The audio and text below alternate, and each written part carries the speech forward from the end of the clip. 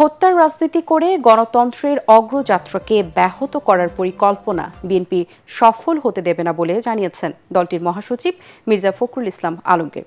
বুদ্ধিজীবী দিবসের আলোচনা সভায় তিনি অভিযোগ করেন, দেশের স্বাধীনতা বিরোধীরাই এখন গণতন্ত্রকে বাধাগ্রস্ত করতে চায়।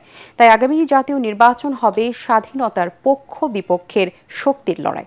এ সময় নেতারা বলেন, সব ষড়যন্ত্র নস্যাৎ করে দিয়ে বিএনপি মানুষের স্বপ্ন বাস্তবায়ন করবে।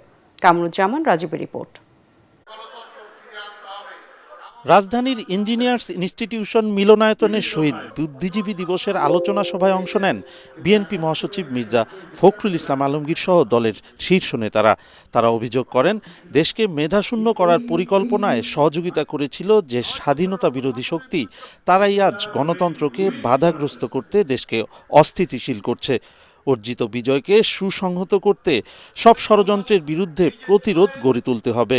পাকিস্তানিরা বুদ্ধিজীবীদের হত্যা করেছে এই দেশের দোসরদের মাধ্যমে, কিন্তু বিগত আওয়ামী লীগের শাসন আমলে, ফ্যাসিস্টদের শাসন আমলে বাংলাদেশের পুরো জাতিকেই মেধাহীন করার একটা প্রয়াস নিয়েছিল।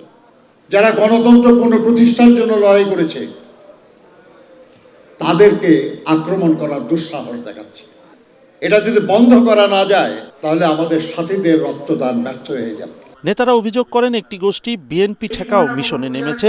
বাংলাদেশ যখন ঘুরে দাঁড়াতে শুরু করেছে, তখন আবারও ৭১-এর অপশক্তি হত্যার রাজনীতি শুরু করেছে। ৭১-এর পুরনো সেই গোষ্ঠী নতুন রূপে বাংলাদেশে অভিভূত হয়েছে। তারা বক্তৃতায় বলছে যে আগামী নির্বাচনে তারা ৫৪ বছরের প্রতিশোধ নেবে। বা ৫৪ বছরের কিসে প্রতিশোধ নেবেন আপনারা? আমি বুঝলাম না এটা। আমি একটু জাতি জানতে চায়। আমাদের গণতন্ত্রের যে সৈনিক, তাদেরকে তারা ভয় দেখে স্তব্ধ করে দিতে চায়।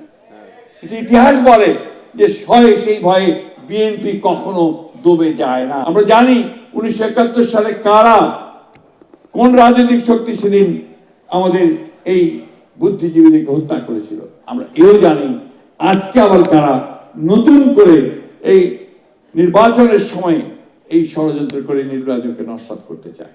এর আগে রাজধানীর ডিপ্লোমা ইঞ্জিনিয়ার্স ইনস্টিটিউট মিলনায়তনে শহীদ বুদ্ধিজীবী দিবস উপলক্ষে মুক্তিযোদ্ধা দলের আলোচনা সভায় মির্জা ফখরুল বলেন, আগামী জাতীয় নির্বাচন স্বাধীনতার পক্ষের ও বিপক্ষের শক্তির লড়াই।